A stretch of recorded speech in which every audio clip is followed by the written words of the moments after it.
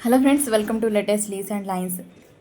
Medimix hand wash bottle ప్యాస్లో sketch వాసిన Medimix hand వాష్ను స్కెచ్ కోసం తీసుకున్న, ఎలా వేస్తే బాగుంటుందా అని చూసుకుని తగిన విధంగా పెట్టుకున్న, కావాల్సిన కలర్స్ తీసుకున్న. మెడిమిక్స్ హ్యాండ్ వాష్ ఎలా ఉందంటే బ్లాక్ నేమ్తో, నేమ్ కింద ఒక పాత్ర, బౌల్ పక్కన కొన్ని లీవ్స్ మూలికలు, కొన్ని స్టిక్స్తో, బాటిల్ కింద పార్ట్లో గ్రీన్ డిజైన్తో కొన్ని లైన్స్, లోగోస్, సింబల్స్, సర్కిల్స్తో ఉంది.